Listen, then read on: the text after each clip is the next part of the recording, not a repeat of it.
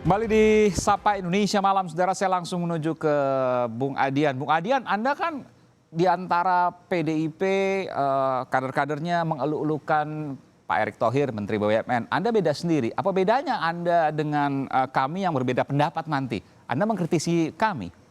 Kalau dibilang mengeluh-elukan seluruh kader PDI Perjuangan juga tidak ya.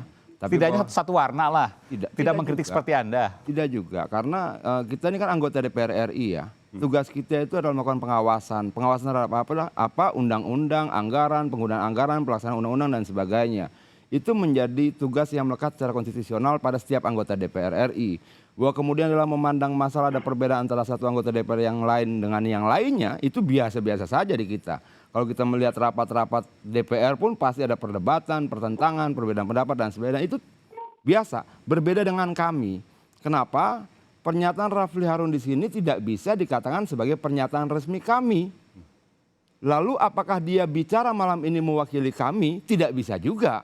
Kenapa? Sudah dijelaskan dalam jati diri poin kelimanya, tidak boleh seorang pun berbicara ketika tidak berbicara atas nama kami. Baik. Ketika tidak melalui dewan deklarator yang membuat tulisan. Sama dengan Anda ketika Anda mengkritisi BUMN, Anda kan juga tidak menggunakan atas nama saya. Ini adalah suara PDI Perjuangan. Loh, itu suara anggota DPR. Itu sama clear. juga dengan Bung Refli, suara anggota kami. Dia tidak bisa berbicara atas nama kami. Saya bisa berbicara sebagai atas nama anggota DPR RI yang memang punya tugas konstitusional melakukan pengawasan. Dimanapun itu bisa. Misalnya saya sedang jalan kemudian melihat sesuatu yang tidak benar dan sebagainya dan saya melakukan aktivitas pengawasan sesuai dengan tugas konstitusi. Itu memungkinkan dalam tatip dan MD3 memungkinkan. Tapi dalam tatip mereka dalam bentuk jati diri, dia tidak bisa mengatasnamakan kami saat berbicara malam. Apa bahayanya kalau Anda lihat dengan metode atau konsep seperti ini? Itu yang saya bilang, ini organisasi apa? Organisasi ini dalam jati dirinya sendiri sudah membelenggu kebebasan para anggotanya untuk menyikapi situasi ini. Kenapa? Mereka bergabung dalam sebuah organisasi, tapi seluruh pernyataannya adalah pernyataan pribadi nantinya. Kenapa? Apa bahayanya? Kenapa? Apa bahayanya? Ya ini kan mengganggu kerja mereka, membelenggu kerja mereka sendiri. Kalau menurut saya bentuk yang efektif kalau diatur kisi-kisinya. Secara garis besar, ke kanan seperti ini, ke kiri seperti ini. Koridor itulah yang diatur. Semua bisa bermain di situ. Di parlemen juga itu seperti itu. Di dan partai semua juga bisa seperti mengatasnamakan itu. kami. Bagaimana? Kalau koridor kalau selama dalam koridor itu harusnya bisa dong. Oke. Harusnya bisa. Nah ini yang pertama menurut saya membelenggu. Kedua, secara struktural terlalu rumit. Kenapa terlalu rumit? Misalnya begini. Ada dewan deklarator, tetapi kemudian dipimpin oleh presidium. Presidiumnya merepresentasikan apa? Wilayah, keanggotaan, kelompok, organisasi, atau apa? Nah, dalam uraian itu harus jelas. Kenapa? Presidium itu kan merepresentasikan sesuatu. Bisa merepresentasikan wilayah, bisa merepresentasikan organisasi, bisa merepresentasikan hal yang lain. Nah, di sini merepresentasikan apa? Jangan sampai presidium hanya merepresentasikan dirinya saja atau pernyataan-pernyataan dia sebelum-sebelumnya yang dianggap bagus, benar, cerdas dan sebagainya. Ini juga persoalan. Menurut saya tidak mau mengkaji tentang analisa ini mau apa. Arief Puyono bilang begini, ada yang bilang mau bikin partai politik dan sebagainya. Saya tidak mau masuk wilayah itu. Saya mau melakukan kajian secara intelektual. Secara organisasional ini mungkin nggak bergerak cepat. Menurut saya tidak bisa. Bung Refli. Ini rentan persoalan di dalam mereka di kemudian hari. Oke. Bung Refli. Ya kita terima saja kritiknya kan sederhana. Nanti apa yang disampaikan Bung Adian itu menjadi masukan kita ya kan. Nanti bagaimana kemudian kita bisa agile, bisa lebih lincah ya kan. Bagaimana kita mengatur batas-batas individual dan batas-batas organisasional. Jadi menurut saya ya kita terima saja sebagai sebuah masukan. Ya, tadi Bung Refli katakan ini berbahaya untuk mereka sendiri. Ini rentan untuk mereka sendiri. Rentan apa? Kalau menurut saya begini loh. Kenapa sih harus diatur sampai sedemikian rupa? Ada ketidakpercayaan di dalam sendiri. Oke. Kalau bukan bagian dari Dewan Deklarasi membuat pernyataan tertulis, semuanya bukan pernyataan resmi kami. Kalau menurut saya, kalau memang ini sebuah gerakan moral di mana situasi kenegaraan bisa berubah sangat cepat, buat koridornya. Jadi ke kiri seperti apa, ke kanan seperti apa, paling luas seperti apa, paling jauh seperti apa. Bermainlah dalam koridor seperti itu. Ketika dibatasi seperti ini, saya pikir, jangan-jangan mereka tidak saling mempercayai. Ya, saya menangkap apa yang Anda sampaikan. Jadi gerakan ini didasari atau diawali dengan ketidakpercayaan antar anggota masing-masing, Bung Refli. Waduh, enggak juga. Malah Padahal saya sama sekali nggak mikir demikian ya. Justru karena kita saling percaya, makanya kemudian kita mempercayakan ada yang bergerak sebagai komite kerja, ada yang bergerak sebagai presidium dan lain sebagainya. Saya pribadi misalnya kalau dibilang punya ambisi A, ambisi B, nggak ada sama sekali ya. Jadi kalau dikatakan tadi pengen beauty contest, alhamdulillah tidak ya kan.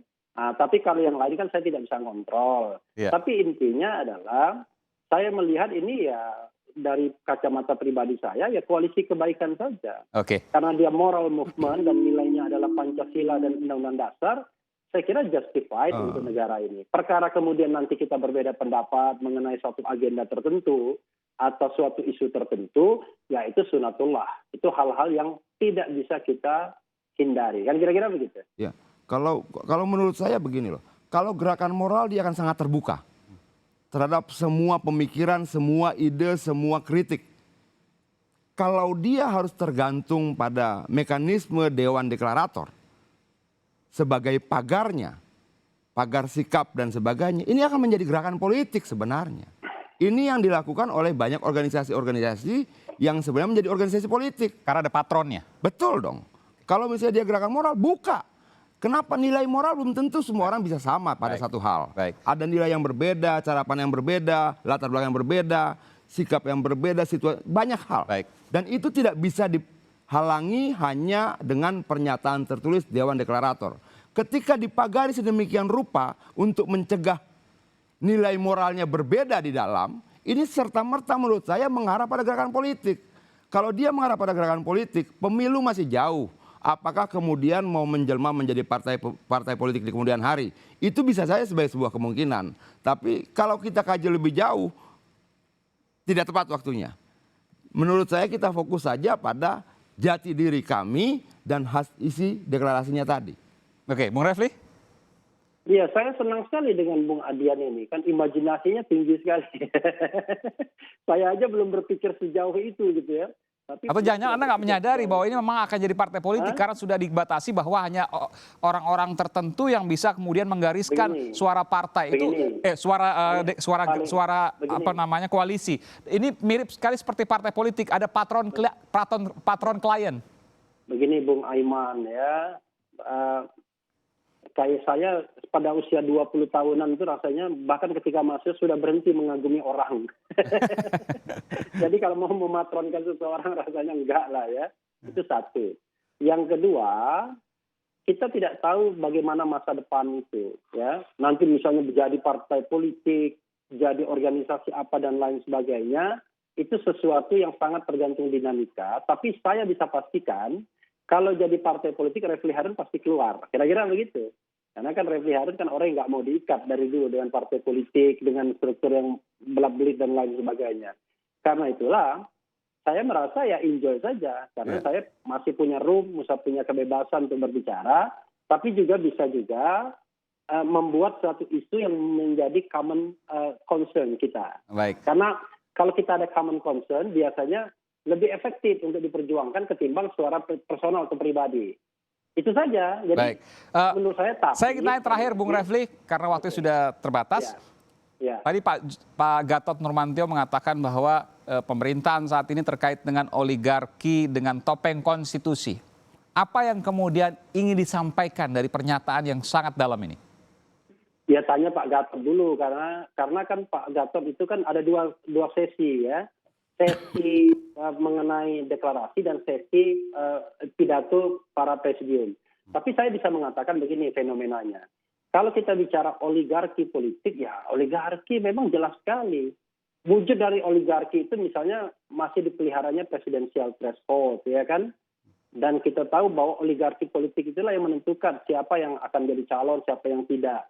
Dalam pilkada saja misalnya, sehebat-hebatnya calon di bawah, kalau tidak ditentukan oleh oligarki politik, bahkan kadang-kadang individual orang tertentu, mana bisa jadi calon. Oke. Jadi memang demokrasi kita memang masih dalam perbaikan. Dan itu yang kemudian akan disorot terus-menerus oleh kami, yang kemudian nanti menjadi langkah pertama kami soal oligarki di pemerintahan saat ini. Iya, saya misalnya akan mengusulkan hapus presidensial threshold, Oke. hapus threshold dalam pilkada, misalnya begitu. Kalau diterima, itu menjadi sikap kami. Nah, itu diperjuangkan bersama sebagai common concern. Baik, kami tunggu nanti. Tentu jalan Oke. jalan yang ada di bayangan saya salah satunya adalah lewat Mahkamah Konstitusi. Nanti kita akan lihat bagaimana kemudian prosesnya.